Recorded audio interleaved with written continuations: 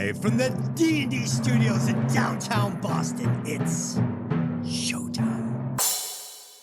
Welcome to Hey, did you ever see that movie? I'm your hostess, and as always, I'm joined by my lovely little co-host, Lynn. These kids smoke better dope than I do. And joining us again, the podcaster with a degree in terror, Tony. Hey, how's it going? Tonight, we will be discussing the 1981 horror movie Friday the 13th, Part 2, written by Victor Miller, Ron Kuntz, and Sean S. Cunningham, directed by Stephen Miller, starring Betsy Palmer, Amy Steele, and John Fury. As always, this podcast will contain spoilers, so if you haven't seen the movie, go watch it, then come back and listen to the podcast. Let's run that trailer.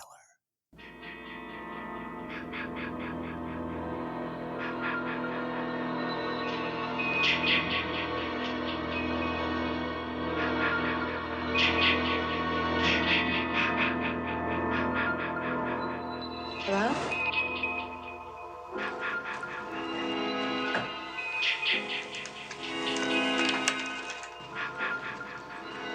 On a June night in 1980, Friday the 13th, 12 of her friends were murdered. Why should Friday the 13th, 1981 be any different? Friday the 13th, Part 2. The body count continues. 14. All doomed. You're all doomed. 15. God. 16. Help! 17.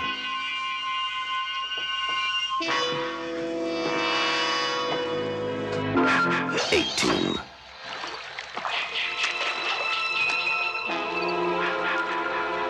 19.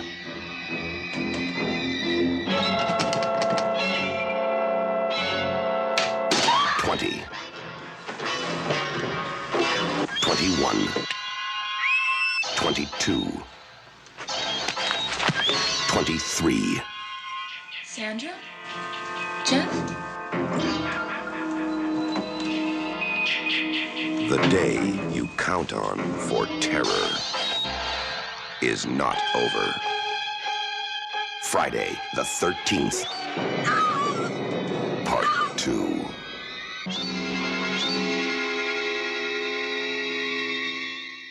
Ooh, scary. All right, let's take a moment to like and subscribe and comment if you're listening on YouTube or Spotify. And if you're listening on Apple, please leave us a 5-star review as it helps the podcast grow. If you'd like to help support the show, head over to our merch store at vvr.printify, printify.me, and grab a Hey, Did You Ever See That Movie shirt or coffee mug. I threw a short up on our YouTube channel. If you head over to YouTube, go to our short section, you can see me wearing said t-shirt. So there you go. You can actually check out the merch before you order it. Coffee mug looks exactly the same. Let's see. Let's do a box office on this bad boy with a budget of $1.25 million and a box office gross of $21.7 million. This was considered another colossal success for the studio for this Friday the 13th franchise. Yeah, doing really good with this one so far. Yeah, you wonder why they made 23 of them. Yeah. They put a little bit more honey in the pot to make this one and got a little more honey out. So yeah, good on them. We'll see if this holds up. We're definitely going to at least do Part 3. We're going to at least do the original trilogy in a row. So we're going to come back next week, do Part 3, next episode with Tony. And if the numbers stay up on this one, then we'll just fucking keep plowing through them because the last one just did exceptionally well. You guys like it. Yeah. Let's do some opening thoughts on this one. I will get us started. Friday the 13th, Part 2. Never seen it. Never seen 1 second of this movie. Had no idea what we were going to be looking at when we went into this. When I say we, I mean me and my multiple personalities. Question is, did I like it? Did I like it? Did I like it? We're going to find out. Tony, had you ever seen the movie before? I have. Preparing. Cable. When when I first jumped on cable, so probably like 1982-ish, 83-ish. And then Jesus, dozens and dozens of times since. And it was actually up until part 8, probably my least favorite, just because the gore was cut out of it. Some of the timelines seemed a little wonky, and the characters, there was way too much talking for my 12-year-old head, 13-year-old head. Like, I want more death. But as I get older, spoilers. This is slowly turned into possibly one of my favorites, just because it adds a lot of thought to it. It adds the legend. I'm a sucker for like legend lives, like the My Bloody Valentines, the Madman, even Bigfoot movies. Like I'm a whore for these. Something that lives in the woods that maybe still will be there. Oh, we never found the body, so it might still be there. You got me. I'm hooked. I'm in.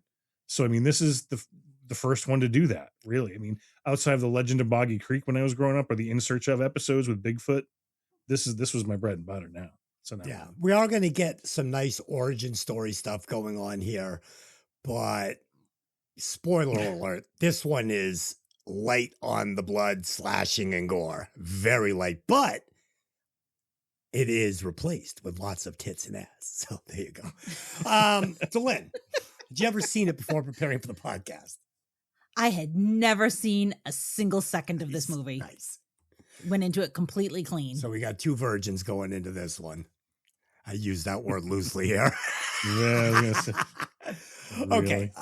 Tony, so I did do a fast 5 for this one, but I must warn you, it is disturbing. And once we start, we can't stop. So I'm going to give you the option now, Tony. Do you want to press forward with this fast 5, or do you want to just skip ahead? Oh, I as much as I fear you, I must venture forward into the unknown. Okay. This fast 5 is going to be called While Tied to a Chair, Would You Rather Have Someone? While tied to a chair, would you rather have someone? You're going to have to choose one of these two. There's no backing out now. All righty, I'm in. Okay, number 1. Would you rather have somebody pull off your thumbnail with pliers, then pour alcohol into it for 2 minutes while another person pricks the open wound with a red-hot needle over and over?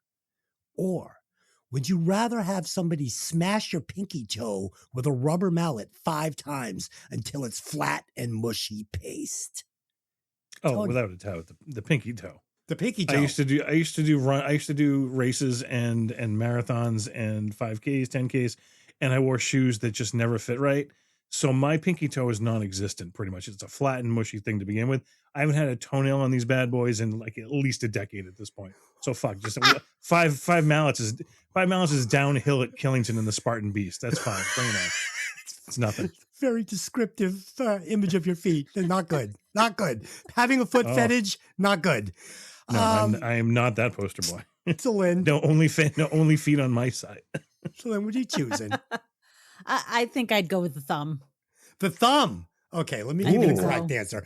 The correct answer is the rubber mallet, because after the first shot, you don't feel anything. You're just banging fucking dead meat in the mush. So the correct answer is smash your pinky toe 5 times till it's paste. I must warn you, these decisions get darker as we go forward. Number 2. Would you rather have them cut off the first half of your tongue with a razor-sharp knife, then immediately cauterize it with a red-hot spoon before punching you in the nose with brass knuckles twice? Or scoop out your left eye with said red-hot spoon? Tony, which torture are you choosing? That's hard. Do I have to do the scooping of the spoon? No, you're being Or is somebody doing it for me? Yeah, someone's doing it for you. Oh, I'm taking the eye. Yeah, well, dude, that's a lot. No, hang on. It's a lot. Because well, let me see. How far back of the tongue can I still talk? Can I still eat? Am I still tasting thing? The first half. I mean, I love 3D movies, so I need both eyes. Yeah. But I like tasting things, so I want my tongue. I'm gonna have to go the eye. The eye. I'm going for the eye. Okay, Delin, what are you doing? You taking the red hot I'm going the spoon? tongue. I'm going the tongue. The tongue. No. I can't do eye things. I can't do eye things. You know I can't. I freak out. But you have to remember, you're also going to be punched twice in the nose with brass knuckles. It's fine. It's fine. And you're going to be cauterized as well. It's fine. Okay. At least I won't die. I won't bleed out. Delin, I got to tell you, you're making some bad choices here. The correct answer, 100%. Well, see, with the thumb, I can go to the nail salon and they'll just put an acrylic over it. You'll never know that there something happened Kid. to it. With my pinky toe, it will be gone. Kid. It will be fucking Kid, destroyed. you're on the wrong torture. Did you even hear what I No, said? I said I'm going back to that. I have reasons behind my thing. Okay. And I don't like eye stuff. I don't like eye Okay, so stuff. the correct answer here, 100% is the eye. They dig out the one eye with the fucking hot spoon. It takes literally 2 seconds. You get a glass eye, some sunglasses. Nobody knows what happened. You get the tongue cut off and your nose busted. You're like, you can't talk anymore. You can't eat. You look like a freak show. Correct answer There's no swimming. There's no swim. No swimming with no hole. Yeah, correct answer is scoop the eye out with the hot spoon. Goes much quicker. All right, number 3. Would you rather have somebody drill 20 non-lethal holes into your skull with a thick drill bit and then plug the holes with wasabi paste? Or Where are you getting this shit from? From my sick mind. Or slowly inject ghost pepper oil into your right eyeball with a hypodermic needle and pull out 4 molars with a pair of pliers. Tony, which of those 2 tortures would you rather? I love wasabi. So I do too. I do too. And I've already had brain surgery, so I have the burr holes. So all we gotta do is just open the shit up and just stuff it in. We're good to go. Okay. I'm saving you half the time, so we're good. Okay, so you're already prepped for part 1. I am. Okay, Delin. Put that shit open and put the wasabi in. Okay, Delin. Which I'm one? also going with the wasabi. Yeah, I mean, you got to go with the 20 non-lethal holes in your skull, the wasabi.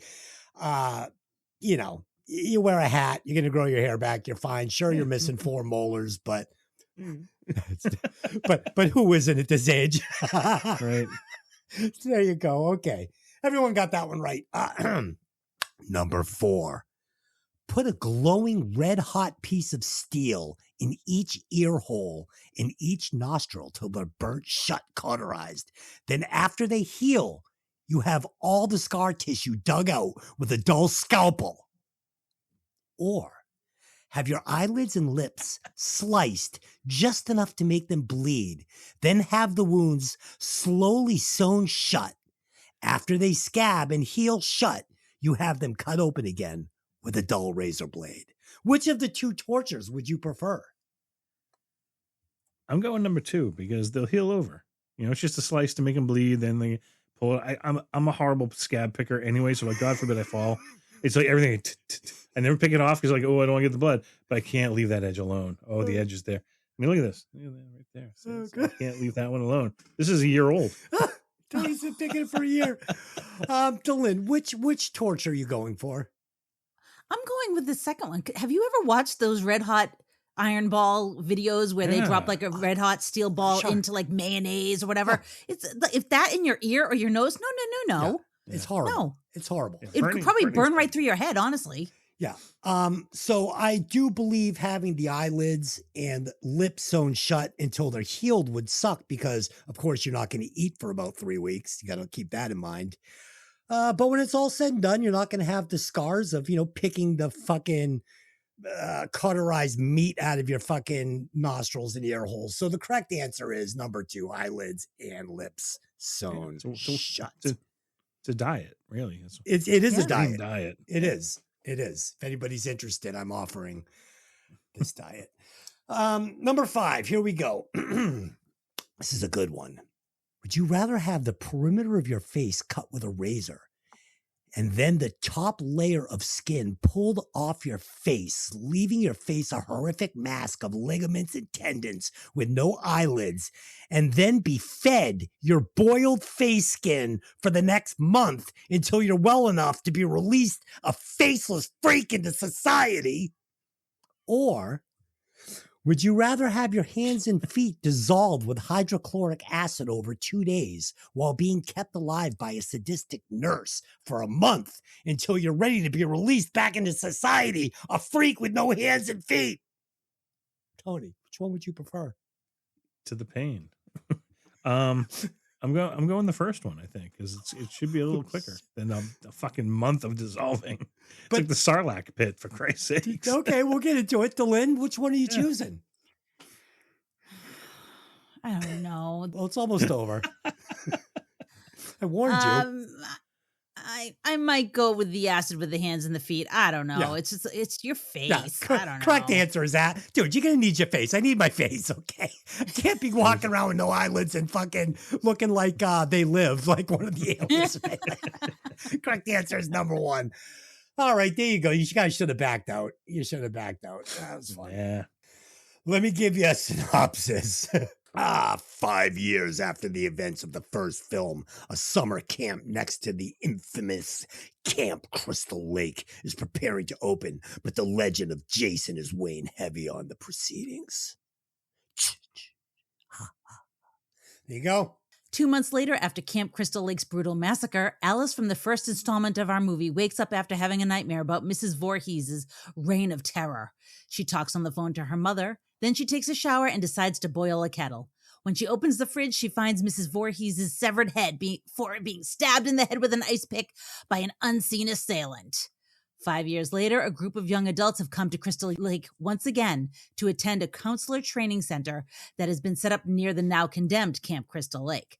While some counselors named Jeff and Sandra are in town on their way to the facility, the town drunkard, Crazy Ralph, appears and tells the counselors to turn back, as the young counselors 5 years ago did not heed his warning. At the camp, Paul, the leader of the group, explains how camp counseling is a serious job and that the main danger in the area is really just bears. The bears can smell the menstruation. Ginny, Paul's former girlfriend, arrives in her broken down Volkswagen and attends the meeting as well. So let's start this by talking about the scene with Alice. I was happy to see her. You know, we're bringing her back from the last movie. Being that this is a scary movie, I figure she's either going to be the first to go or she's going to be our last girl again. You don't really know which way it's going to go. But that being said, the recap of the movie went on a little too long for me, just a little bit. You could have cut out some of that. As for the group of camp counselors in training, they're mostly unremarkable, save for Mark in the wheelchair and Terry in her Mickey Mouse shirt, or half her Mickey Mouse shirt. Nipples. Nipples. I did appreciate the shot that makes us think that Jason's the one watching her when it's really just Scott. It's a solid start. Yeah, this movie has a lot of the same tricks, flavor, formula, recipe as the first one. A lot. So we get the shaky POV walking up to the house again, just like in part one. And I'm getting the Black Christmas vibes just like in fucking part one. Same exact vibe. Looks good though. Looks nice. House looks good. Camera looks shaky. Feel like we're still in the late 70s, you know, the heyday of horror. I like the flavor. Next, we get the dream sequence to catch us up on what happened in the first movie. And, you know, Dylan and I were talking about this. And at first, you know, we were like, do we need this whole thing? You know, do we really need like the whole fucking like 9-minute recap?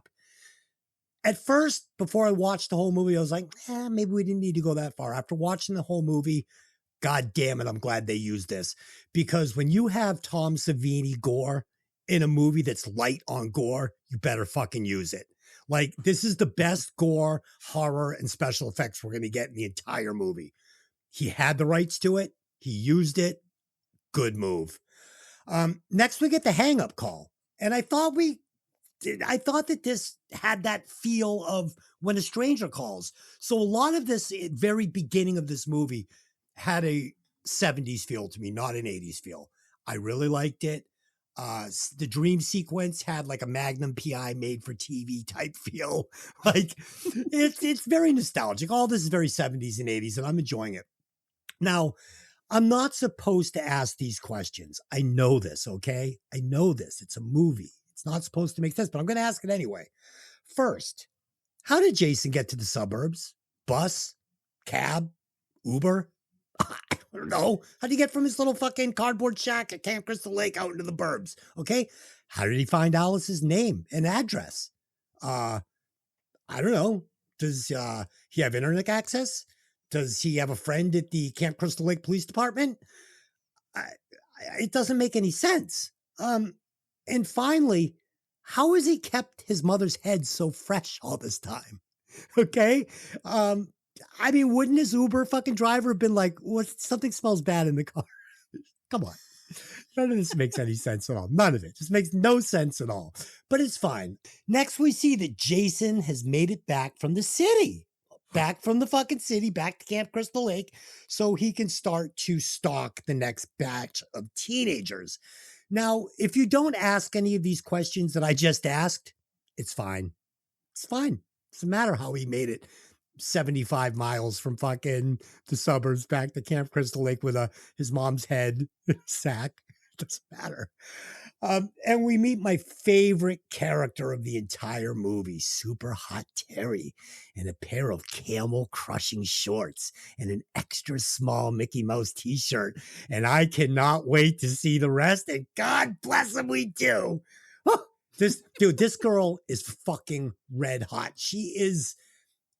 Oh, she's molten in need lava. of a sandwich is what she needed. She's fucking incredible. And finally, we get a little exposition between Paul and Ginny, letting us know that there's no phone service out here at Camp Crystal Lake yet, and that the car is a piece of shit. It's a nice setup. It's all going to pay off a little bit later. So, yeah, for me, great fucking great intro. It's all good. Just don't ask any logical questions, and you're fine, Tony. I got a lot with that because I asked those questions even when I was younger. Like, why is Jason there? And not only that. This movie has a huge, I can't, it's a crime is really what it is. It's characters looking straight at you and then something hits them off screen next to them. Like Jason snuck up on them because we didn't see them, but they couldn't see them either. Yeah. Like there's too many times right next to them. Something like, so this kid, movie starts, a little girl playing in the puddles, jumping. And she's like, oh, I got to go in now. And she goes in, not literally 1 Mississippi, 2 Mississippi. Jason steps right where she was. Now, Jason, as we come to find out, is a large 6 foot something man with a sack on his head, carrying a fucking severed head. This child didn't see this sneaking up on her. Fuck that. Yeah. All right. So that's first of all. Second of all, yes. How did he find where she lives? Why is he there? How did he get there? Not all right. So even then, I'll let it go. Third of all, we get the wrong number. Obviously, oh, somebody's going to get her. Jason doesn't have access to a phone. He doesn't have a cell. There's no pay. Where's he getting change? We saw where he lives. He's got no money. Got nothing on him. So all the things you're saying bothered me as well. And I just never let it go. And every time I watch it, I'm like, it's the biggest part of the entire movie that makes me go, this just, it bothers me. Yeah. Because Adrienne King came back. She had a good scene. It was a good scene. It was solid. Gave her reasons why she's no longer a counselor. Gave her who she's talking to, where she is now, where she's been. And it's only been 2 months. Yeah. So again, this is the other part that I'm going to get to, which is the timeline of everything here. So right. Jason shows up, stabs her in the head. It's cut away, again, we see the head in the fridge. Yes, still pretty fresh. Got some skin on it. And she takes an ice pick to the side of the head. Solid kill. All right, I'm good. I'm down with this. But there's not one lick of blood. Now. Nothing. So to jump ahead, literally, Shout Factory was doing the Friday the 13th box set 3 years ago now, I think. And someone literally a month before they were about to put it out found a VHS tape in a closet of all the cut footage. And they said, you know what? Hold the presses. They had to pull all the box sets back because they wanted this to make sure it got on there. Because that's what everyone's biggest problem was, is that this movie got cut to shit. Like there's a double impalement, which I'm sure we'll talk about. That actually got them an X rating first time through because of how violent it was. Oh, what? The original cut? Because what we get is just a spear going into a wooden floor. Right, with blood on it. That's it. And nothing. No, what you see is that we see it hit them, come out the floor, cut back up. It's now through both of them, and he's kind of raking it around. And like the blood's pooling. She's screaming, still looking at it. It's a lot more. Every death is bloody and violent. Oh. It's a pretty violent movie. And all that was put on the DVD as an extra feature. So, I mean, I was the same way for years. I'm like, this is the bloodless Friday the 13th, but it's actually one of the most violent ones when you see these scenes.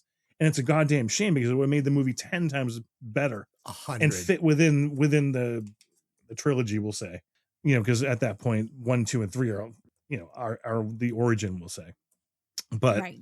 jumping back, so it's 2 months later, Alice dies.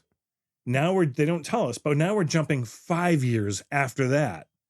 So why is he, if it's 2 months later and he was a kid, now he's a big man and stabbed her in the head. But when did he grow? Yeah. That's always been everybody's kind of like, oh, when did Jason turn from the kid in the lake to this? Has he been grown up this whole time? Because really, he died in 58. So if he's been hanging around the camp this whole time, he would be that size, because it would be like 15 years later. Yeah, my thought was you're dealing with kind of a retcon of it, but also she dreamt him coming up and grabbing her out of the water. Right. That's the only way you can make it work, is if that was like a nightmare, a legitimate dream. A legitimate dream. She never actually had any interaction with him, and they pulled her out of the lake, and that actually never happened. She just knew that he had drowned there, and blah blah blah. And that's where I was actually going to go with it. And her brain fills in the gap, with an imaginary kid that she had heard the lore, but that actually never happened. Yeah, because the original killings with when Jason drowns, what is it, 58? 58, yeah. So yeah, he would be in his 20s. Yes, 79 30s. is when it was done. So Yeah. 58. He'd be 22, 23. 1 + 2 + 2 + 1. 27. 27, 24. So either way, Almost 30. he's big enough. He's big enough. That makes sense, And then 5 years later, we get part 2.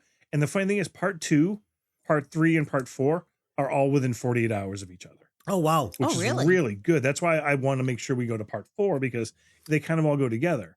The end of this movie, the way we see Ginny at the end of this movie, is what the people in part 3 are watching on a newscast, is her being loaded into the ambulance and getting the news report from it.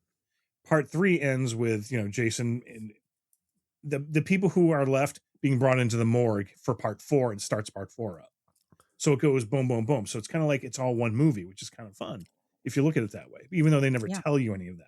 Well, Tony, I Googled it, and part 4 is widely thought to be the best of the entire franchise by Friday the 13th, fans. I love it. Okay. I would say, in my opinion, 1 is on its own, because it's not the Jason saga, we'll say. So 1 is great as it is. In my opinion, I'm a sucker for 3, 4, and 6. 2 has slowly grown up because I have a connection to it that I don't want to get into it anymore. But I love 2 now for the psychological aspect of it, the storytelling aspect of it, and adding a lot more to the legend of it. Because the thing that we don't see in any other movie, everybody says, oh, Jason would be this, Jason would be that. Ginny is the first character that talks about he'd be a sad kid. He watched his mother die. He's living in the she gets the child, because she's a child psychiatrist, and she's getting the background to this, and it adds a whole dimension. I know I'm going way too deep for a fucking slasher movie. I get it. But again, it adds a whole nother level. If you stop and think about part 2 is the intellectual one of the series, if you even want to call it that. But it definitely adds, and the fact that they take it off the camp, they go to a bar. Some people stay, some people go. I love that aspect of it, is that some people lived that night because they didn't go back. And that's choices. A screenplay. That's a short film that I wrote, is actually Survivor Guilt. It's called Survivor Guilt, about someone who stayed in the bar that night and never got over the fact that they survived what their friends didn't. So I know it's jumping ahead because you're bringing this up. That makes me think of Ted, who is the local kid and grew up with these rumors and stories and everything else. He lives in that town where Crazy Ralph lives. Right. And he's like, sure, I'll go up there and be a counselor. And then he's like, you guys stay here. I'm going to the bar. It's like, this dude. But he said, as soon as they find the sign, he's like, no, don't. We're not playing with this. Like, he knows. Stay off the camp and you're fine. That's been the legend forever, and he respects it. Yeah, I'm gonna work on the lake, but I'm not going to fucking camp because I'm not stupid. Right. Yeah. I mean, there's a lot of this that, like I said, mirrors the first movie. You're going to get a little psychological horror, which is fun. But what we're missing is those scenes like the spearhead coming through Kevin Bacon's throat with that beautiful crimson, dark, thick blood. Unlike the red paint we're going to get in this movie was just so light on the horror and so heavy on the campy fun and the sex. I'm going to get into it later. It's like a Skinamax movie. It's just, it's fun. It's more fun, but it's not what I thought we were going to get by any means. And there are these things that are going to come up, like in the first movie where the first girl is coming through town and, crazy Ralph says, you're gonna fucking die, whatever. And he's on his bicycle and she jumps into the guy's truck. He gives her a ride. It's 20 miles from town. She's going to get there. And Crazy Ralph's there on his BMX bike like, hey, I know I just saw you in town. Must have beat you here by about 5 minutes on my 3-speed. It's like, you don't ask questions. He just got there. Right. Mm-hmm. All right, Thor, keep going. That night around a campfire, Paul tells the people about how Jason Voorhees drowned in the same lake which their training area borders, how his mother was found to be the infamous murderer of Camp Blood, and that Alice survived only to disappear shortly after, and that some of the local residents believe Jason is still alive and viciously protects the area around Crystal Lake. When the counselors seem really into the story, they're shocked by a mask-wearing man with a spear, only for it to turn out to be good old Ted in a monster mask. Paul claims that Jason is dead, and that's the end of the story. While some of the counselors are making out, Crazy Ralph is standing behind a tree and is suddenly killed using a garrote around his neck. Ah, poor Ralph. The next day, Jeff and Sandra sneak away to Camp Crystal Lake, or Camp Blood, which is now in disrepair. They see a mutilated animal on their way there. As they look, they're approached by the local police who have caught them trespassing. The policeman returns the counselors to the camp where Paul only recommends a light punishment. However, when driving away, the policeman sees a masked man dart out in front of his squad car and running in the direction of the off-limits camp. The policeman gives chase after the masked man, only to lose him. He stumbles across a ramshackle shack and inside finds not much initially until he opens a door to a horrifying sight that we do not see yet before having a claw hammer slammed into the back of his head. Okay, so let's talk about Muffin. There is the scene with Muffin the dog approaching Jason's legs. At this point, I immediately pause the movie and I go to doesthedogdie.com to make sure I wasn't going to see that, only to just shortly after see what is on the Camp Crystal Lake grounds with the mutilated animal. Now, this is the first peg on my board of a theory that we'll talk about later at the end, but keep this scene in mind with Muffin. I was hoping that our resident prankster Ted would be the first to get it because he's just like the first kid that got it in the first movie. So I figured he was going to be the first to go. But alas, it was poor Crazy Ralph. He was trying to warn these crazy kids and it made him a target. So R.I.P. Ralph. Yeah, so Paul's going to deliver a ghost story around the fire with the kids, right? And it's going to be the origin of Jason. And this is great, we're getting the story, like Tony said, we're getting the setup. We're going to hear it a couple of different times, a couple of different ways, going to explain everything we need to know about Jason Voorhees. Fucking excellent. And then 10 jumps out with the mask and the spear. Now, this scene works for two reasons for me. First, we're going to get the Jason origin story. Very important. Secondly, he's making a joke out of it. He's lightening the mood. It's a nice way to play down the myth of Jason. And it explains why these kids wouldn't be afraid to work there. He makes it a joke. And, we've all heard legends, any town you're in. And, as a teenager, a lot of these times you hear one of these legends like, oh, the old Miller house, someone was murdered there and it's abandoned now. Well, fuck, let's get some fucking peppermint schnapps and flashlights and break in and go look, right? Like, that's the first thing you want to do. So it makes perfect sense. And I like it. And it really lightens the mood and makes me say, this is why these kids aren't afraid to do this fucking detail down here. Next we get our second kill, like you said. It's Crazy Ralph. He's going to get the fucking piano wire across the neck, fucking mafia style. There's a big drop off from the first film here, visually. It's just not the same movie. Disappointing right from the beginning. Terry, she's not watching Muffin very well. I mean, we've already heard about bears, and this dog is fucking like food. For lack of a better fucking... No, you're not wrong. And she's letting it run around. I mean, this thing's going to get eaten by a squirrel if it's not careful. And she's letting it just run around.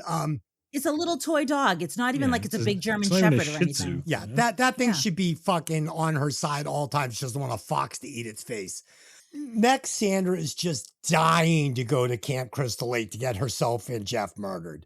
But what I like about this is it shows these kids aren't afraid of the legend of Jason.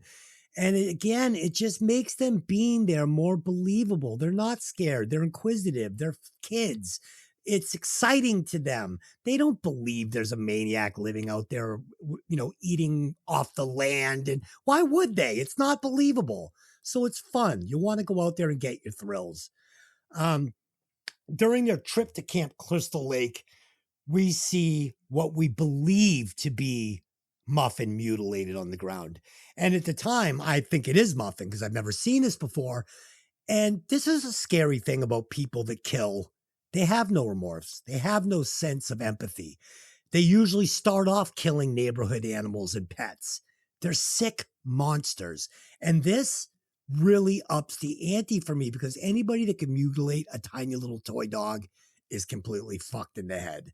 So for me, it just makes him seem like the kind of guy you just couldn't beg your way out of a murder with, Like no matter what you say, it's just going to get him hard and he's going to kill you even worse. So here the sheriff stumbles across Jason's shack in the woods. And this shack is a terrifying visual. This movie had so much potential that it just did not cash in on. And again, I wish I had watched this version that Tony's talking about where, all these extra gory scenes are left in because I'm sure it would have made this movie work a lot better. But the ideas are here and this shack is fucking great. And finally, before Jason impales the sheriff's head with the back of a hammer, we see that he's found something horrifying. He looks at it. He's gasped by it. And it's a great setup. I can't wait to see what it is. Spoiler alert.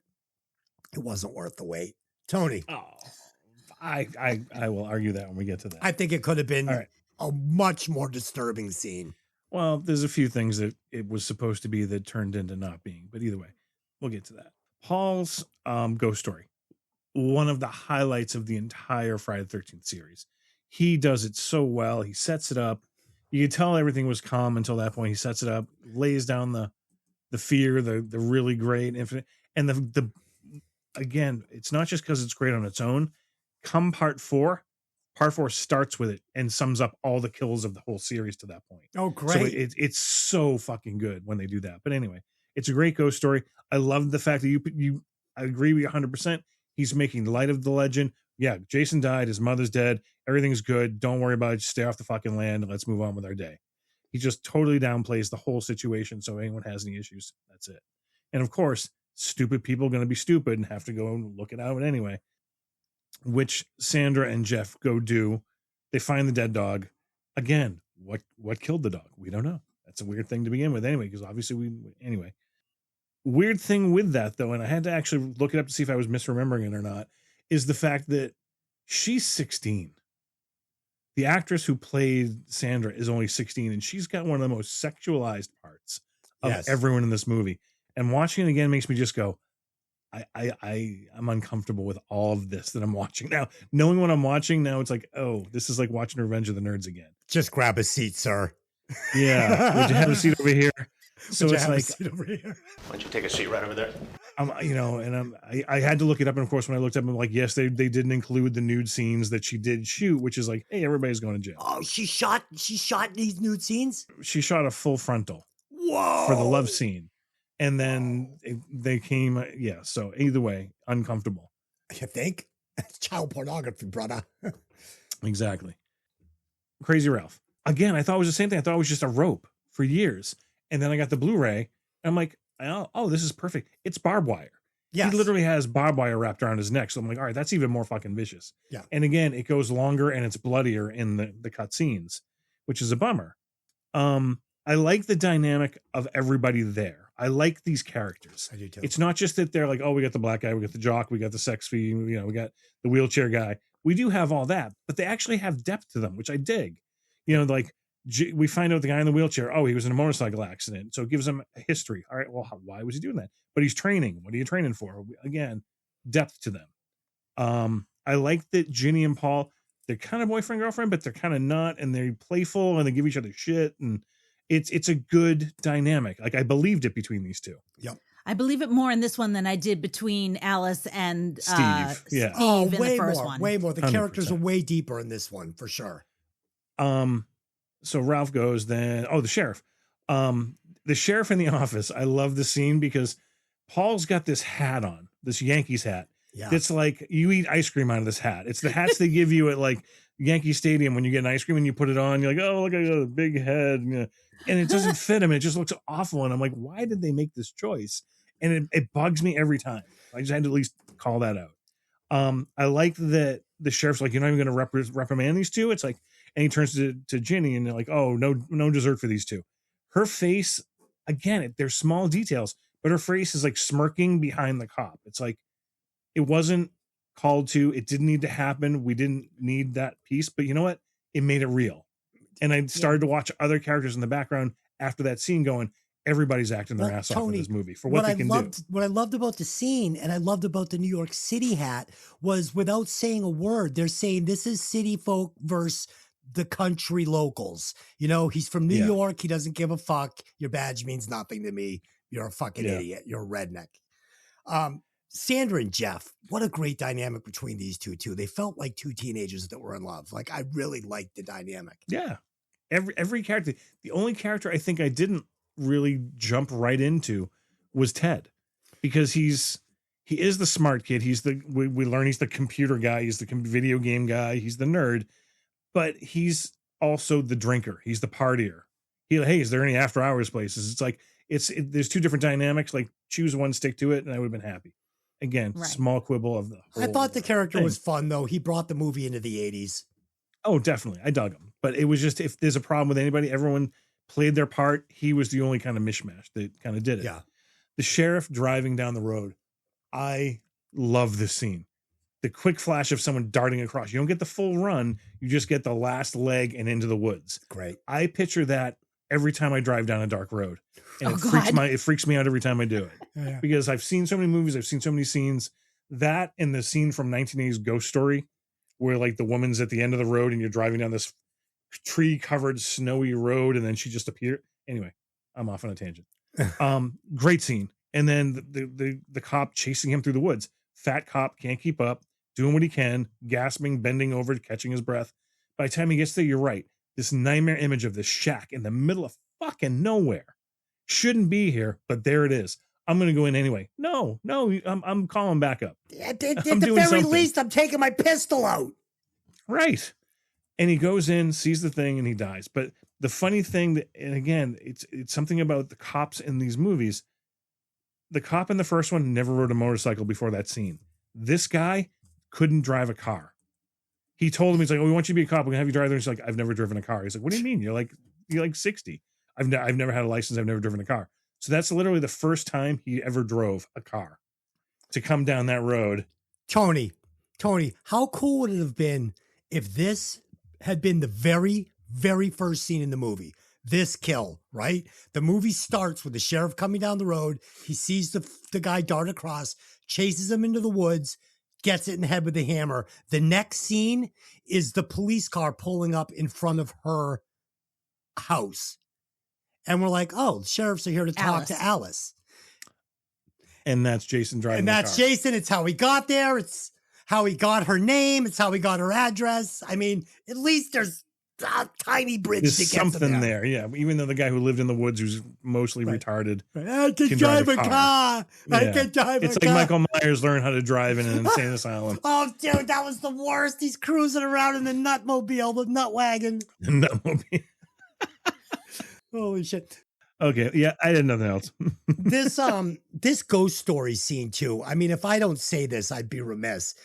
I could see Bill Murray doing this in Meatballs and then jumping out with the mask. You know, like this movie has a very light, comical, over-sexualized tone to it that made it very palatable for me, someone that doesn't really enjoy a slasher movie. So for me, I was really able to just put my guard down and just enjoy this movie because I knew it wasn't gonna like make me feel a certain way, you know, like Texas Chainsaw Massacre or something like that.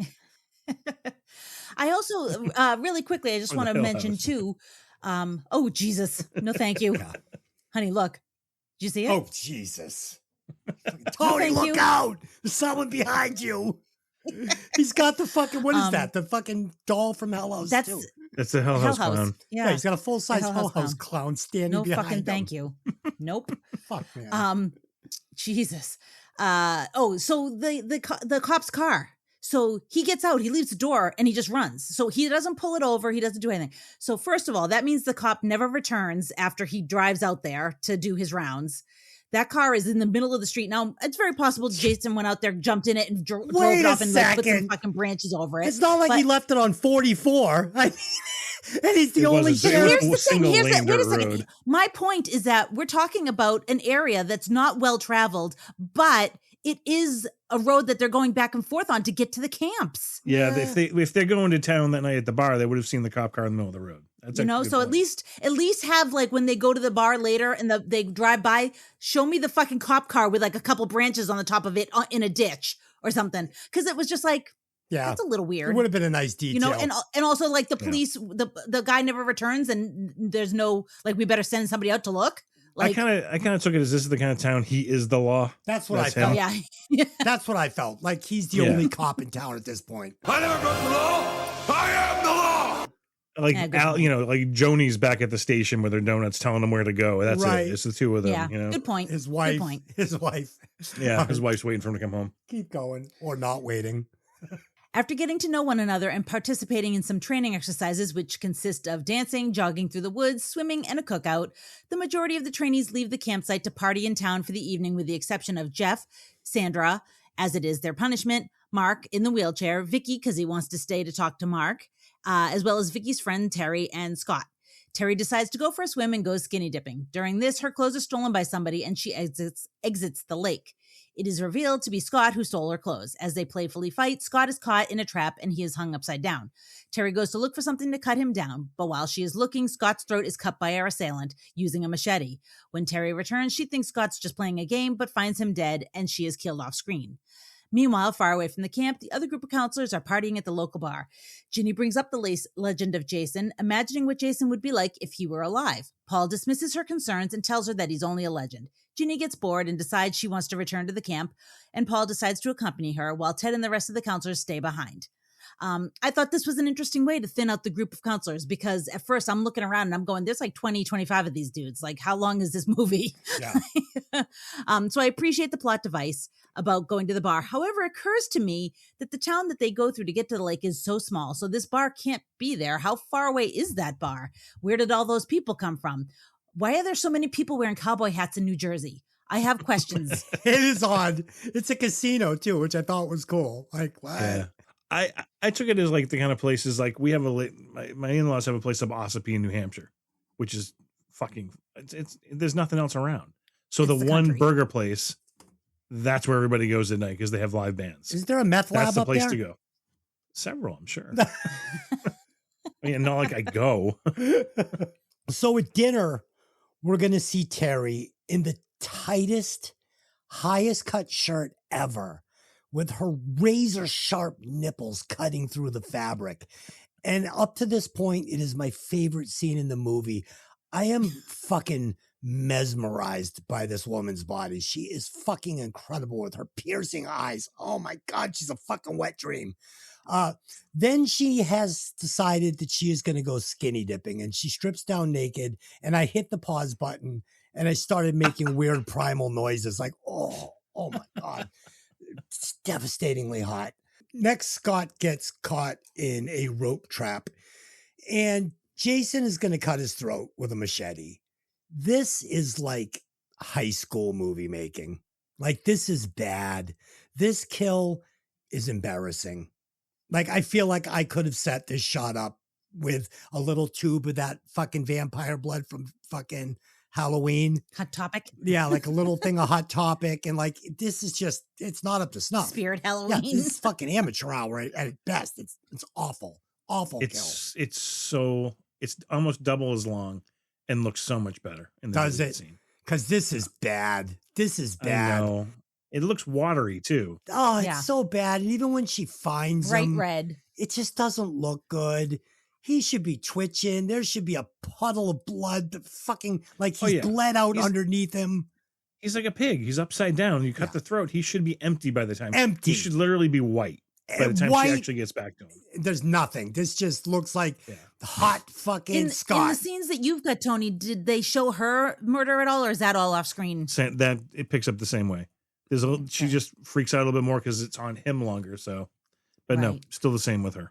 Yeah, it's just it just doesn't make the cut, and it's not scary, and that's a problem because I'm now fucking in like, she's hot mode, and then this kill is just buried by her hotness. Like I don't even get like dragged back into the movie like, whoa, I'm scared again. I just want it like, all right, fuck it.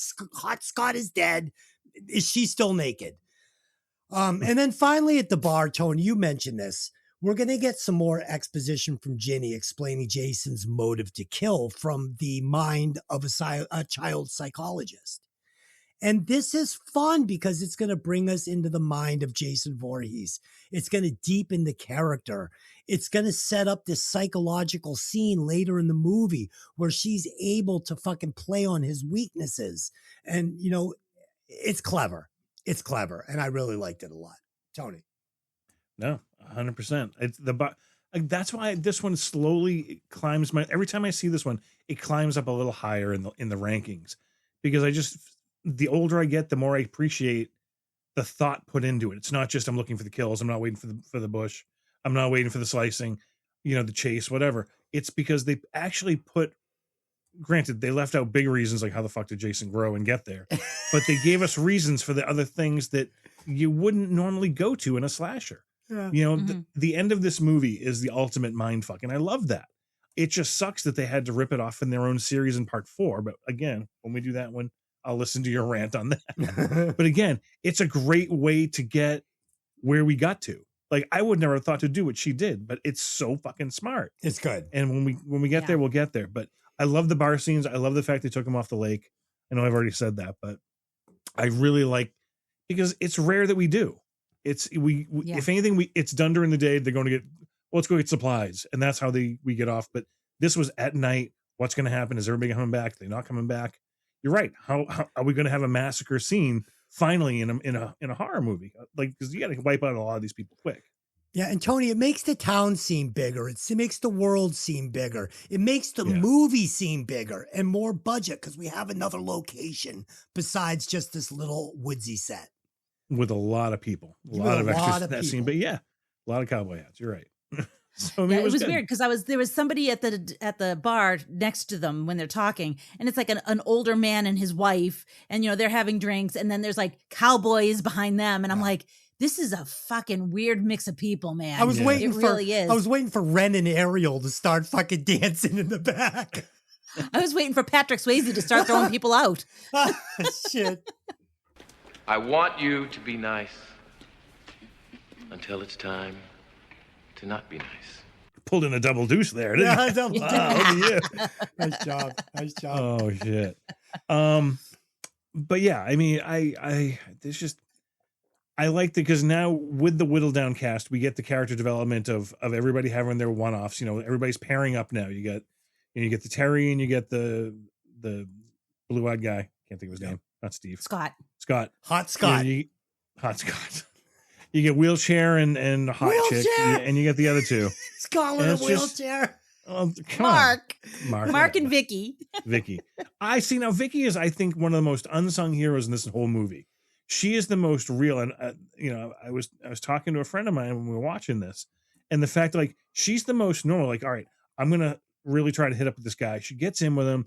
She does what she wants with like she works in like, hey, we're gonna play games.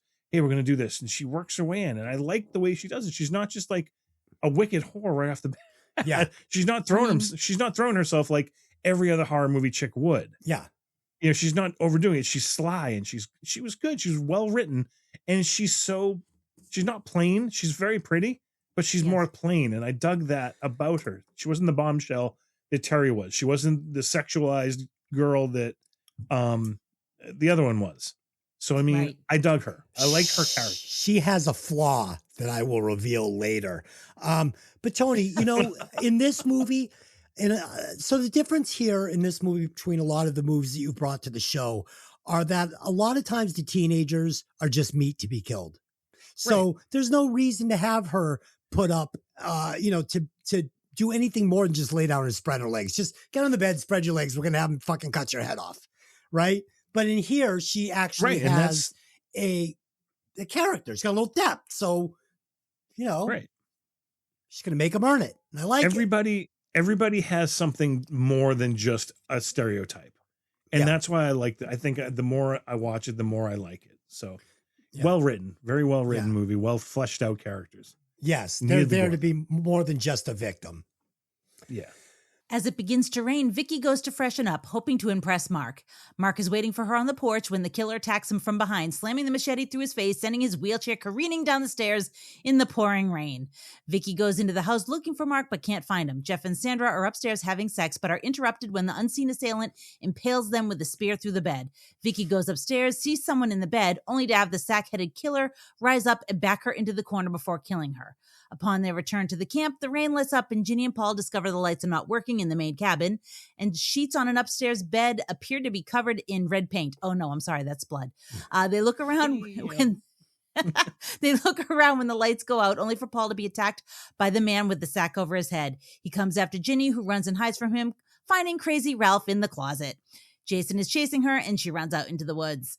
So it's our body discovery part of the movie. I see a lot of parallels between this and the first one, and I don't blame the directors and the writers for that, because they added stuff with adding all this, exposition in and character building, but some things worked from the first one and they're sticking with this formula, and that's okay. And this is where I made my note about, you can tell Tom Savini's not the artist on this movie. It's very obvious. And I don't think that they're particularly bad. They're just kind of blah, especially when you see what Savini gave us in the first one. Some are bad and some are blah and some are just unforgivable, like Hot Scott. So Jeff and Sandra go to mess around. And at this point in the movie, I feel literally like I am watching a Skinamax softcore porn based on Friday the 13th. And I imagine it would be called Friday the 13th Inch, right? Like that's what this would be on Cinemax. You could not wait to tell that joke.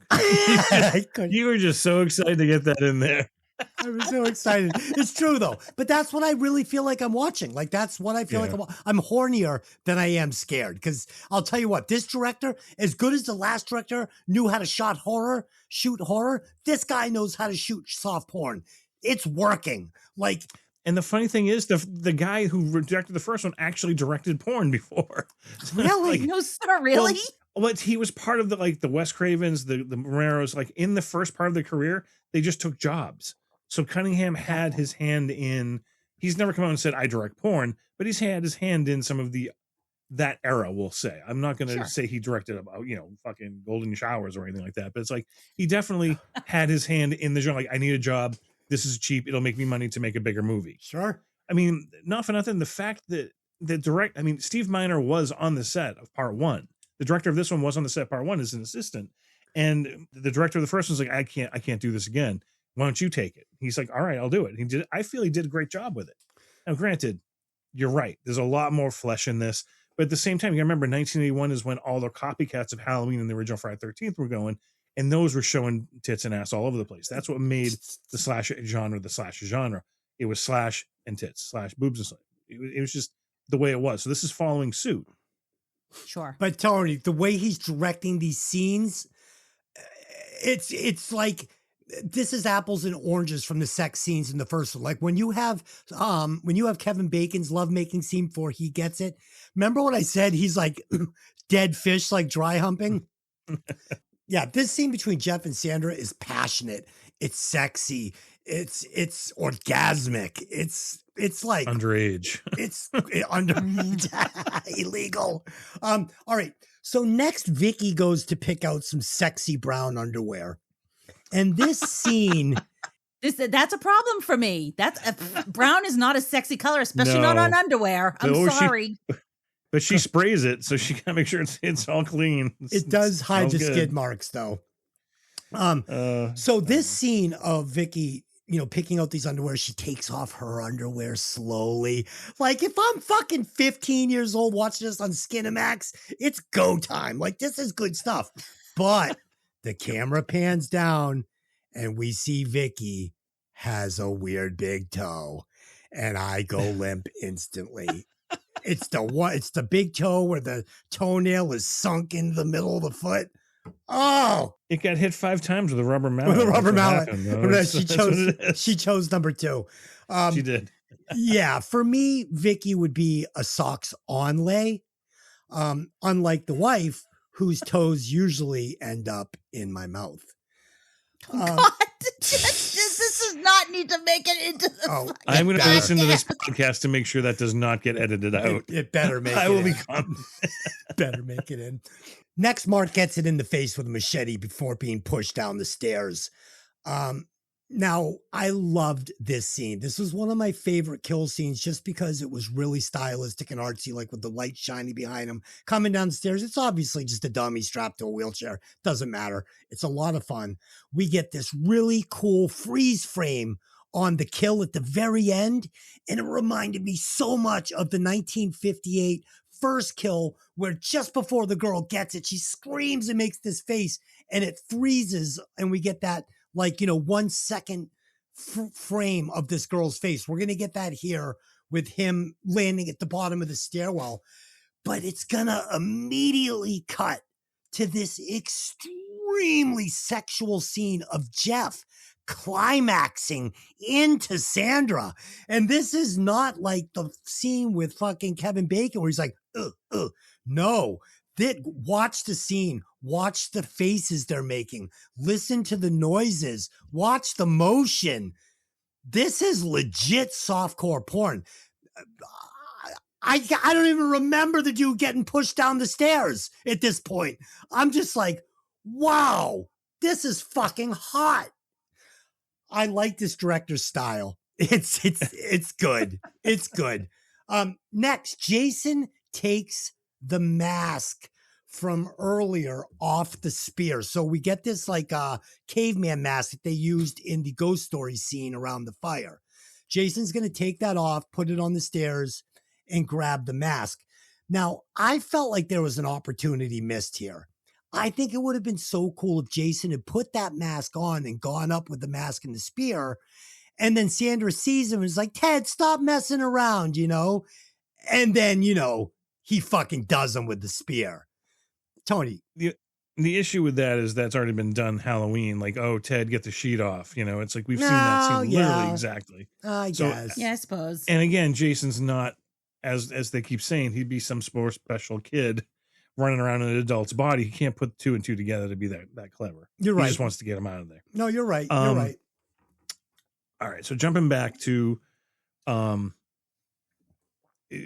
wheelchair, taking it to the face. Mark. It's Mark. The only thing that bugs me about this, again, a great kill. Vicious. Like, oh, they killed the cripple. Oh my God. Yeah, it's bad. It's like the way it's set up for like a good 30 seconds. Like you're slowly zooming in on the back of his head. Mark's looking side to side, lightning's happening, music's coming to a crescendo, and literally you get right behind his head and a machete hits him from the side. Did you not see the man walking up next to you on the porch? He's very light on his feet, Tony.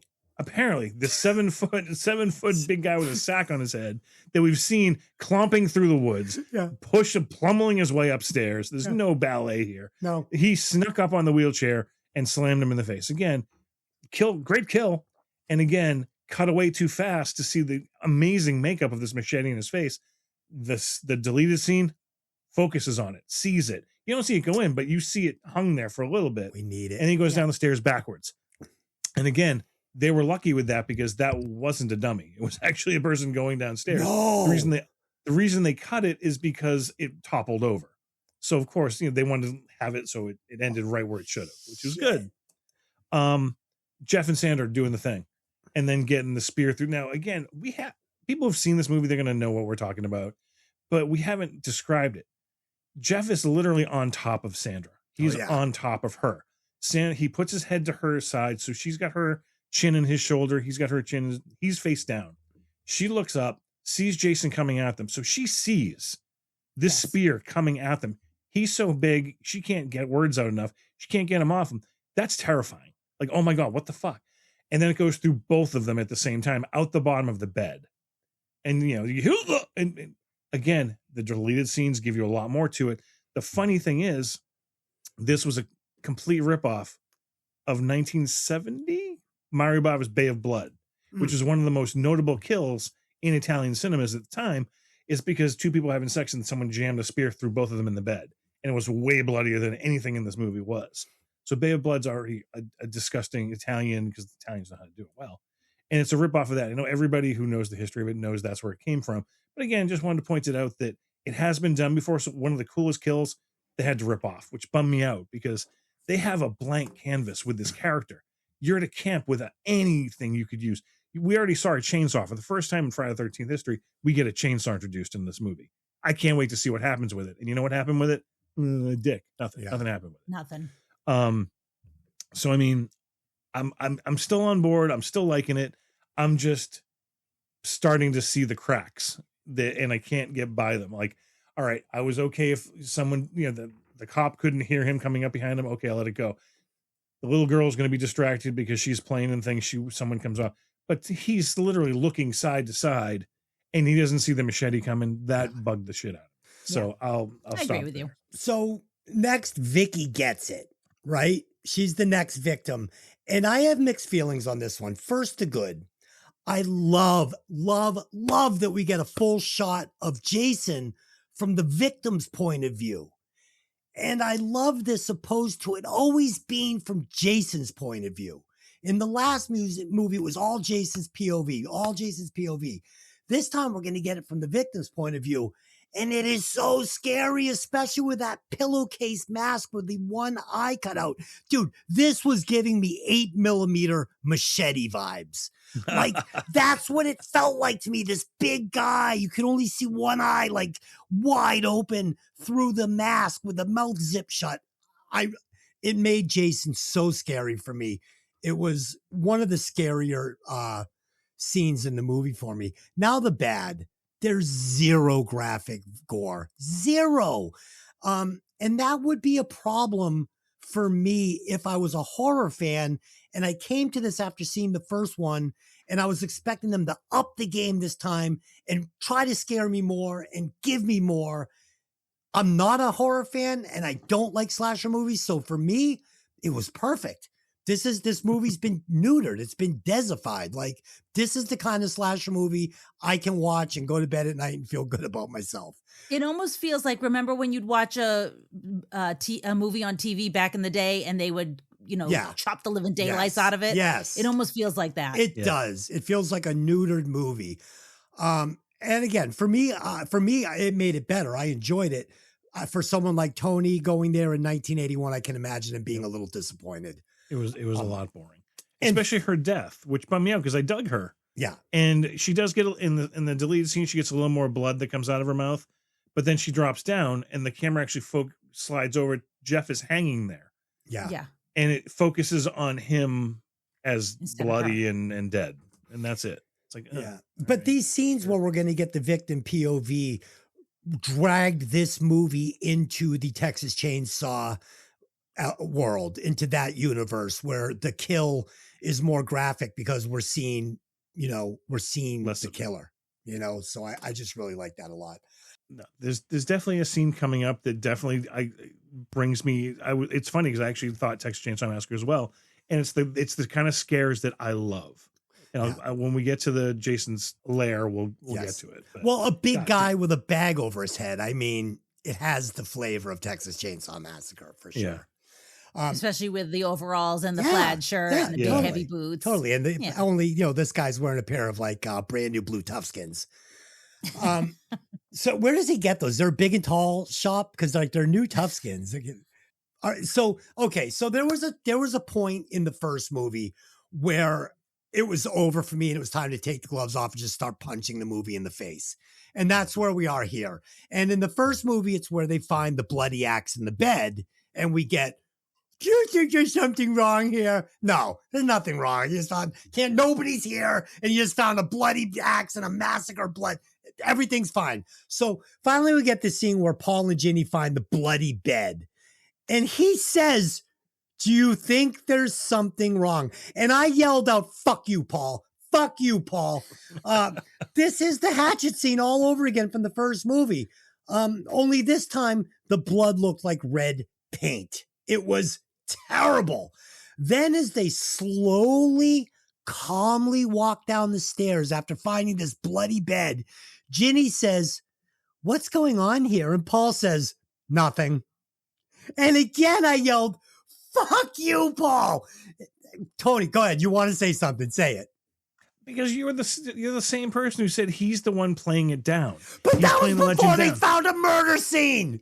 But he also knows that these are fucking teenagers who are fucking around. No. Two of them have already been like screwed up by going into places they shouldn't have been, talking about Jason. Everybody's talking about Jason. So he thinks they're fucking around. No. You tried to do this in the last one. You can't do it. First of all, they don't have a fucking washing machine. You think they're just going to trash a bed with paint for a joke?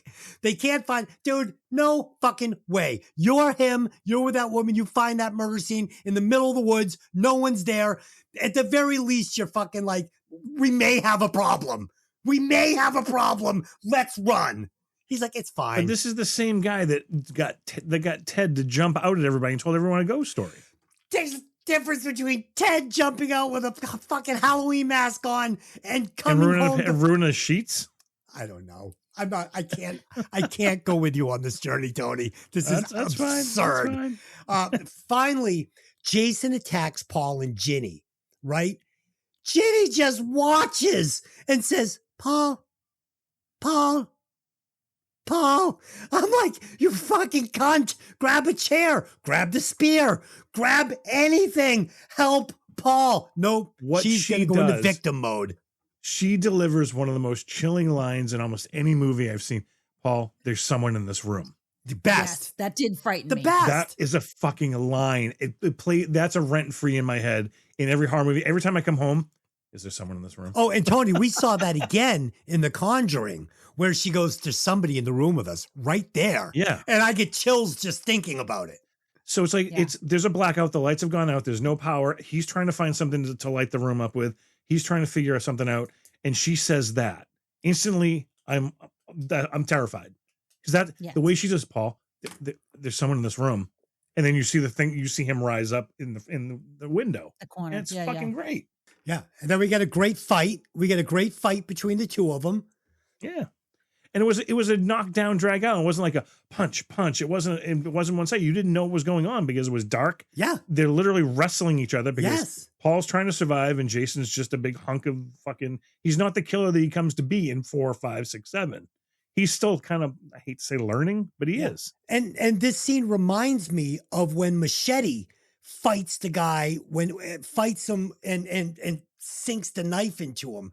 It's the same thing. This big, powerful man fighting this, smaller guy, and, life and death is on the line. You can feel the desperation in the fight as they roll around.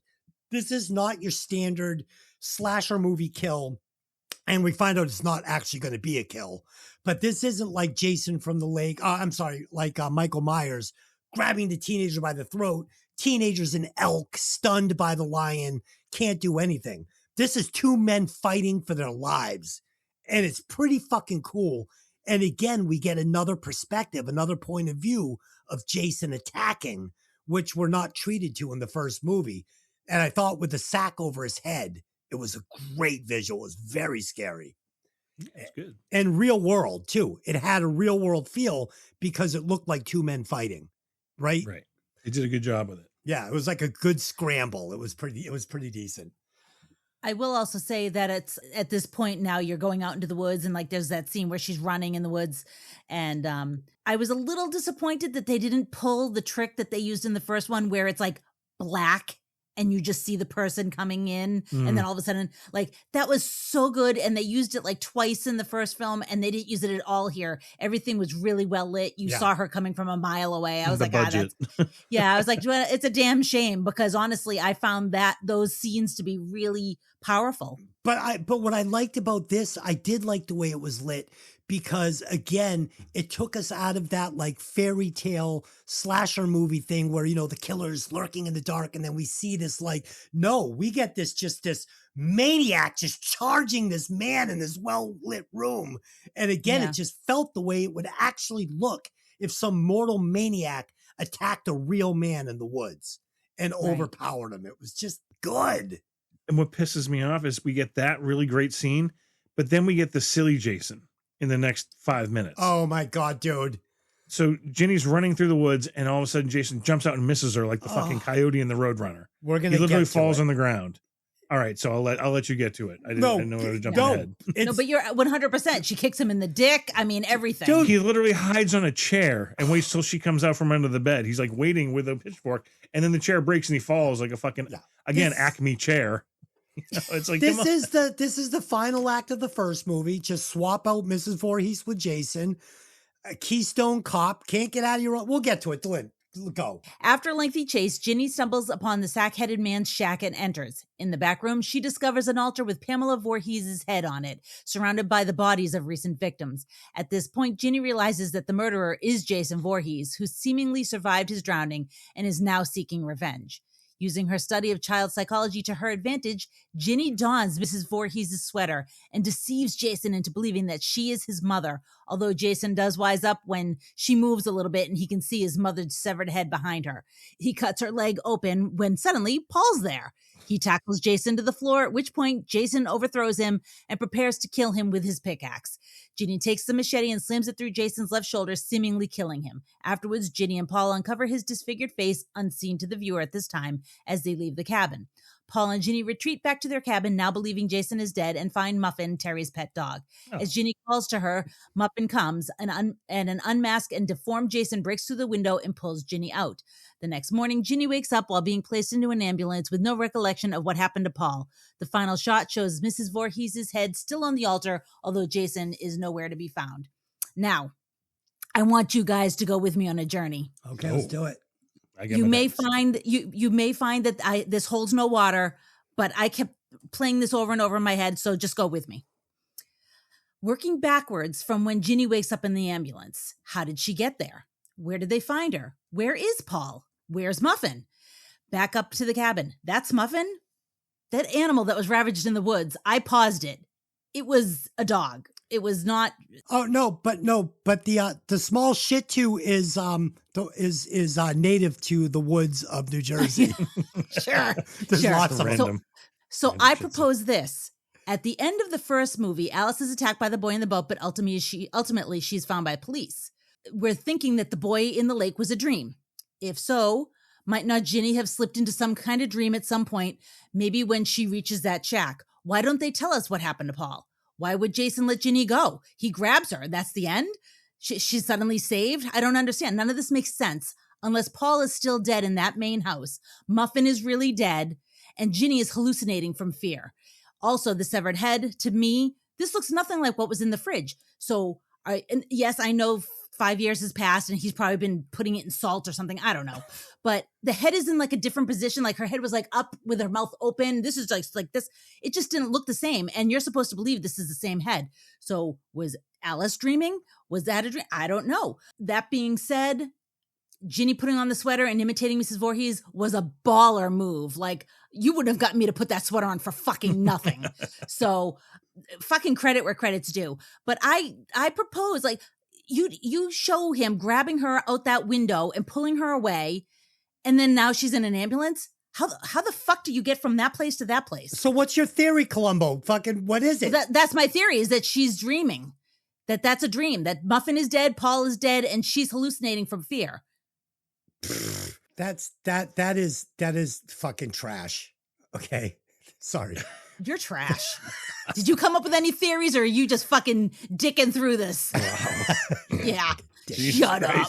All right, let's talk about this final act, what we get. The final act is fucking insane. Jason suddenly has no balance. As Ginny repeatedly knocks him down and kicks him in the balls over and over. I thought the scene where Ginny was hiding under the bed and she sees the mouse and pisses her pants and the little puddle comes out, giving up her position, I thought it was clever. Unfortunately, it's followed up by Jason falling off a fucking chair again. This bumbling killer with no balance. He's like lost his fucking ability to kill. He's become a Keystone Cop. It's comically bad. Then Ginny is going to corner Jason with a fucking chainsaw. She's going to get a shot off on him. He falls. She's going to knock him out with the chair. Okay? He's now laying there unconscious on the ground. She's got a chair and a chainsaw. Does she cut him into 4 pieces? Nope. Does she decide to leave the chainsaw so now he can actually become the guy from Texas Chainsaw Massacre? You're going to give this guy a fucking power tool now? She decides she's going to run off into the woods. It's just an exaggerated version of the end of the first movie, right? Again, the killer forgets how to kill, loses balance, and just gets their ass kicked over and over. Chainsaw scene, top of the mountain of stupid, just terrible. So then Jenny decides to leave the chainsaw and run deeper into the woods until she finds the shack of horrors where she's going to wait to be killed by Jason. Next, we get a little jewel. We do get this really nice psychological fucking horror where she's going to put the sweater on. It's terrifying, the thought of putting that sweater on and getting your shit together for 5 minutes to try to, mesmerize this, mentally deranged maniac in this shack. The thought of trying to compose yourself in that situation to do that is terrifying. And I can't even imagine. But what makes it so good is that she is a psychiatrist and she knows that she can actually beat this beast with her mind here. And for a minute, she does. And it's really cool. Next, Paul shows up to save the day. They team up to take Jason down with a machete, and they do. Whack him. He's down. They look at the face. They pull Batman's mask off. They know it's Bruce Wayne now.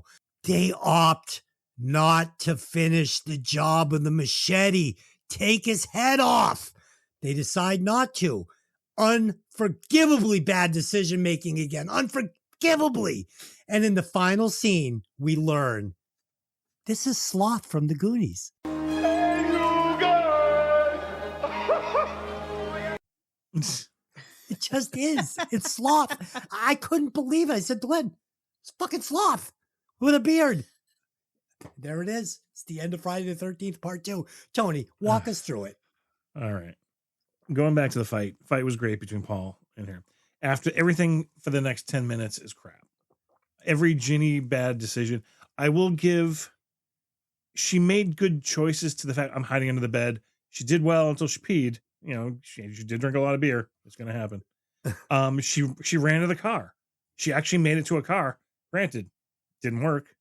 So she at least tried that. She ran into the woods, hiding behind things. He runs by, kept missing. She was making good choice up to those points. But again, you're right. The unforgivable sin is you don't take the head off. But that's why it's become a joke now. That's why Randy and Scream's like, this is the moment where the final killer pops up for the last scare, because it's become a writer's convenience. And we wouldn't have had 3, 4, 5, 6, 7, 8, 9. She had a chainsaw and he was out cold. But no, she had the chainsaw, but the chainsaw, he hit it and it stopped working. He's still out cold. The And you chainsaw find broke. something else, you just smash his head in. I'm not arguing. I'm actually agreeing with you. Okay. Now, so she runs out. She's running through the woods. This is the fucking scene. This is my nightmare fuel. She runs in. She sees the shack. She thinks it's like some bum or something, and she runs up to please help.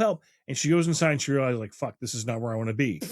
And for a split second, in the corner of the scene, behind her is a window, and out that window, through the woods, out of the darkness, Jason's running right at the fucking window. I didn't see it. I didn't see that. Oh, are you fucking kidding me? I missed it. I'll go back and watch it. Go back because it's like because the music like dun dun dun dun dun, and he's running, and that's when she's like, she hears it before she sees him, and it's fucking terrifying. Like that's the stuff that gets me. I wish stuff we in the got a background that close-up. you don't. Yeah, so it's that scene is just amazing of him running, like he knows that she's in there, and that's it. And yeah, the whole psychological aspect, putting the sweater on, fucking genius. Wouldn't have thought where that was where it was going to go. Did it. And again, I've seen some VHS copies. I've seen it at drive-ins. I've seen it at movie theaters. Until I got this new set, I didn't realize that machete's down to nipple. Like she puts that thing down on him. It's great. Right in the top of right next to the neck, down the shoulder. This thing's down to where his nipple is. So, I mean, no one's going to live through that. Normally I would say hit him in the shoulder. All right. He can get up. He shouldn't have lived through how far down that went. Yeah. Neither here nor there. He did. You're right. We get the sloth Jason, which is the weakest of all the Jasons, in my opinion. You know, he's got the long, scraggly hair, the one eye's off weird. I thought it looked good. I thought it was terrifying. I would be so scared if that was hunting me in the woods. I like the face. Oh, yeah. And again, the timing on it, the slow motion of it. The beard. It was a scary scene. Yeah, it was a scary scene. But I feel the first one, because it was landmark, fucking terrifying. This one, you kind of feel like, are they going to do it again? They're going to do it again. And yeah, the shock of something coming through the window is scary. His image wasn't as scary. I feel 3 and 4, that's where you're topping out. When we get to those, you'll see it and you'll be like, all right, that blew 2 away. He looked like a mountain person. You know what I mean? Like a hillbilly. Yeah, very Hills Have Eyes remake kind of shit. Wild, like primal. Well, he's been living in the woods for how long? Built a little shack, you know? It's really great, though. It's really, I think we're going to lose that in the next one. Yes, but again, things are called back. There's a history, but we'll get to that next month. The big thing, where's Paul? To this day, people still theorize. And in doing my research, again, Paul was killed. Even though, and honestly, the last 2 nights is when I finally realized it. All the times I've gone through, I actually went to the Friday the 13th Wikipedia page, and in one of the scripts, it's basically hinted at is that he's dismembered and Jason came and got him. Oh. Before the morning. Like he took Janie, Paul tried to take him down, he killed him, dismembered him. It was part of some script somewhere and killed Paul. That's why we never see him again. It's because Jason basically took him after he left and just left Ginny because she was unconscious and not more of a fun plaything. So how does Ginny get into an ambulance? I'm like, where do they find her? Do they find her in the lake? Do they find her just laying on the ground? They found her on the ground. What they did is they came down that road and saw there's a cop car sitting here in the middle of the roads. I don't fucking know. They've never answered. No, I mean, I was like, wait a second. How does she end up in an ambulance? The last thing we know, he's grabbing her and pulling her through a window to her doom. Right. You know, like how did she make it into an ambulance? Again, an earlier script, Paul jumped through. They had a thing, and then that's what happened. Right. And then the cops show up in the morning as they always do, because eventually everyone else had to come back from the bar and found there's a body. And here's Ginny on the floor. What bummed me out is we didn't see any of the other any of the counselors milling around, like holding each other, like being part of it. That would have been nice to see. Like, Ted consoling other people because he was the first one back on the scene. Right. I don't know. It would have been cool to have that. But again, we're thinking modern. This was 81. They didn't have rules back then. I thought the end was great. I loved it. Paul, Ginny, they're safe. The little dog comes back to the door. Ruff, ruff. Everything's great. It's like a horror movie. I'm sorry, not a horror movie. It's like a nightmare you might have, like where everything's great and you've got your dog and your girlfriend, everything's great. And you're listening to like some Cheap Trick, and then suddenly Mountain Man jumps through the window and it's fucking slashing and gashing time. And you wake up in a fucking pool of sweat, It was good. I liked it. I thought it worked. All right, so that is it. That is our discussion on Friday the 13th, part 2. I hope you guys enjoyed it. I am really looking forward to the next one where Jason gets his mask, because I've never seen any of these, and I'm really enjoying this franchise up till now. I'm having a lot of fun watching it. Shut your brain off for the next one, dude. Lower your expectations. There's a reason in part 3 is it was in 3D and they pull out every gimmick. Oh, and I checked. So I've got an Oculus and I can watch this in 3D with the Oculus. Nice. You got to do it. Yeah, I'm going to. And I'm really looking forward to that as well. So I still have a 3D TV with my real TV, so I'll be doing that the same as well. Okay, great. So we're doing 3D for this, and Dylan will probably just watch it in 2D. Oh, it's so bad. Yeah, the Oculus makes me sick. I can't do it. Okay. All right, let's replace some actors and do an alternate ending. So I would replace Jason with Leatherface. It's that simple. It's a better movie. Tony, what do you want to do? Tony almost died. That's just wrong. It's funny. I took Terry out because Terry is the weakest character because the bitch needs a sandwich. She's all ribs. Send her over here. Nipples and ribs. That's all she was. Oh, and Bush. And it's funny. I made her older because when I think tits in the 80s, I think Adrienne Barbeau. I wanted Adrienne Barbeau as like she was be like the camp nurse. She's great. So I would have had her there as like the mature person. I would have given her a bigger role. I would have given her a little more lines. had her as someone who's lived in the town, who knows a little bit more about Jason, maybe had a little more connection to town. Dude, not just a set of tits and get killed. It makes it a better Skinamax movie, like go down and see the camp nurse. Wah, wah, wah, wah. You know? Oh, God. Sorry, Lynn. Recast it. So I recast Paul, and I'm going to recast him with Ted McKinley, that you know from Revenge of the Nerds and Married with Children. I like it. All right, let me give you my alternate. See that? Yeah, let me give you my alternate ending. Let my recast breathe for a second, would you? That's a good recast. You know who else could have played the part? Bill Murray. Okay. Stainless steel hook. John Holmes. Friday the 13th and a half inch. Okay. Woody the Wabbit. Woody the Wabbit. Okay, yeah, exactly. Woody the Wabbit. As if we'd end the movie like that. Yeah. Let's do the Scooby-Doo ending. Good call.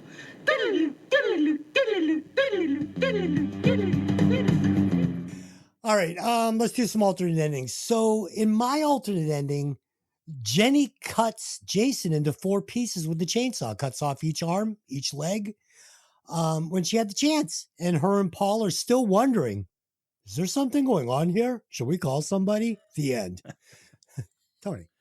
The worst. I got, like I said, I got a screenplay. I wrote it. It just comes down to the survivors not being able to deal with the fact that they should have been there that night, and the fact that he has gone to counseling, he's gone to help groups, and finally the one therapist that's working for him is said, you know, you just got to go back to the camp. You have to face that head on, and he does. And the minute he steps back onto camp, he turns into a chase, and he's killed. So, all right, Delenn, it comes down to. Do you got something? Because I do. Okay, let's hear it. Okay, so in my alternate ending, I'm going with my thing that Muffin was dead and fucking Ted McKinley was dead.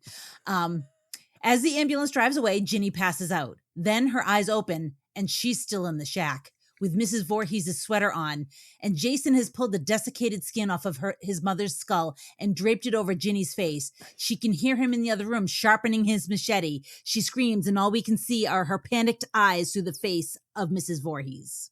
It's a great ending. I like it. Thanks. I love that. I like that. That is awesome. I like that a lot. Man, like that's cool. Because that finally makes it make sense that you don't see how she gets out, because she doesn't. Yeah. No, that's it's very Descent. I like that. It's just that she never gets out of the cave. And the funny thing is, that last scene, you keep waiting for eyes to open, because they did shoot it. We said and the it was same terrible. thing. Yep. I said the same thing to Delenn. I said, are the eyes just going to pop open? They never did. It looked like wax. It looked like a candle. Miss Voorhees. Yeah. So Tony says that they were supposed to pop open. Oh. Yeah, they were supposed to open. She was supposed to smile. Oh, I don't know about the smile, but the eyes open. That's why they cut it, because it looked too cheesy. So. Gotcha. Yeah. All right, let's give our scores on this one and we'll log it. I'll get it started. So this one is missing some of the raw magic that made the first one so strong. But it also has some things going for it that we didn't get in the first one. And these are these scenes of Jason attacking people from the victim's point of view, where we're able to see more of him. And I thought these scenes were very, like I said, primal, raw, scary, real world, very sexual movie, which is fine. I love sex. Deep characters. It's part 2 in one of the greatest horror franchises ever. It's not quite. What did I give the first one? Do you know? I don't know. Okay. The original movie got a number 57 with a 3.90333. Okay. So, all right. Well, 2.50 is average. This is above average for those scenes. I'm going to give this one a 3.17. Okay. 3.17. That's what I got. Tony, what do you got? Just didn't go pie with that 3.14, huh? You got to give the extra. I like it. Like I said, every time I watch it, I like it a little bit more. I find something new to look at. Someone in the background doing something they didn't need to do to make the scene a little more real, a little more complete. Even if it's that extra in the bar, is there an advertiser? Sure is. Sure is. He makes fun of him, like, because it's such a terrible delivered line. The guy actually made fun of him, and it made the scene better. The lack of blood is going to be a huge problem. I mean, if they left the deleted stuff in, this would this would be high on my list because it had the visual horror, it had the psychological horror, and if it had the gross out horror, there's your trinity right there. Yeah, it's a home run. Yeah, but it didn't. But the fact this is the first Jason. This is the first time we see real Jason. And the fact that the next two movies are the continuation of this, I have to give it its flowers. So I mean, I love it. I dig it. I watch it every time it's on. I'll never skip it in a marathon viewing. I'm going to give it a 4.32. Like, it's pretty high. I originally had it like when we started this, I was like 2.7, like I was low on this one. I was like, yeah, but the more I watched it, and then when we started getting these shots, for me, and I haven't watched the whole franchise, obviously, I've only seen these two now, but I have seen clips from some of these movies coming up. For me, this is the scariest Jason visually we're ever going to get in some of these shots where we see him attacking. I don't think he's nearly as scary with the gas station suit and the mask as he is here, just dressed like a woodsman maniac with a fucking sack on his head and one wild eye. Stuff that he found in the woods. Yep. Yeah, I feel like this is the scariest Jason we're going to get. And for that reason, that's why I bumped it up over a 3. So, Delyn, what's your score on this one? Yeah, I hate to play spoiler on it. There was a lot that I liked, but there was a lot that I didn't. Like I said, I literally thought about these scenes and how things didn't make sense to me, and why did they show us this and this doesn't make sense. Is Muffin really dead? Is she not? Like, I got mad at doesthedogdie.com because they said, nope, the dog doesn't die. And then I see the dog dead and I'm like, the fucking dog is dead. Fuckers. Yeah, I was like fucking pissed. I was like, you fucking misled me, you bitches. But anyways, so I probably am not scoring it as high as you guys would. I'm definitely on the lower end, but I'm gonna round it out at a 3 because it's not terrible. It's not bad. It's just, there was definitely like we were saying, the special effects weren't as good as the first one. The gore wasn't as good, and I'm not looking for a ton of gore because I'm not a gore queen. But give me something. Like an ice pick goes into Alice's head and there was nothing. I was like, what happened? What happened? Did he just knock on her side of her head? Like, what happened? It actually comes out her nose. In the deleted scene, he does this, and then she turns towards the camera, and you see it coming through here. Oh man, they fucking blew it. There's your extra point. Yeah. I get it. They were gonna get an X rating or whatever, and that was gonna tank the sales. I get it, but yeah, I'm gonna have to give it a 3. Yeah, with all those, you're looking at a 4.17. If I got those scenes. But, it's good. And you know what? I'm almost talked myself into a higher score. I'm not going to change it now, but I could because of how good Jason looked in this one. But the last 10 minutes of the movie are unforgivable. He turns into just a bumbling fool. But this could, I could see this one being my favorite one after watching all 8. I can see myself saying number 2 might be my favorite. 4. Okay, we'll see. We'll get there. Okay, Delyn, add it up. So it comes to 3.49666, repeating. That puts it at number 70. It is right below The Cabin in the Woods, tied with The Craft, and right above From Dusk Till Dawn. I like that. I'm okay with that. Yeah, it's I think 3.5. I think 3.5 is good. I mean, that's well above average. So yeah, it's good. I'm good with that. We will be back for our next episode with Mickey and Tony 2.0, where we will be talking about Step Brothers. I tell you, these movies are not easy to break down because there's nothing to talk about. You're not gonna be like, well, in this scene, the setup was for you're just like, we fucking farted in his hand and I fucking laughed out loud. It was great. But whatever, it's fun to do, and it's a great. We find ways to talk about it. You talk about the family dynamics and shit like that. Sure. We get into it. Sure. Tony, Step Brothers fan? It's the weakest of his movies, I feel. Oh, I fucking love it. I know. I feel like I'm always in the minority on that, but it's like, dude, Will Ferrell's made some great movies and he's made some shit. This is definitely on the shit side of it. Oh, I disagree. Because the first Anchorman is number 1 for me. And what's his name? Who's his brother? I always want to say Michael Cox, but it's not. His movie, Dewey Cox. John C. Reilly. Way fucking funniest thing. Like Dewey Cox way funnier than it had any fucking right to be, and it's got everyone in the world in it, and it makes me laugh every time. I also love Talladega Nights too. Oh, Talladega Nights, Land Lost, all of them. You think that's a shit one? Talladega Nights. You making baby Jesus cry? It's got some good lines. It's just I'm not a NASCAR fan to begin with, so it's like I don't get the joke. And then you get him in both of the fucking Daddy's Home. Just amazing. He's great. He's great. And I love this one. On our sister podcast, Violent Vinyl Radio, we will be breaking down the London Choir Boys, a bit of what you fancy. So there you go.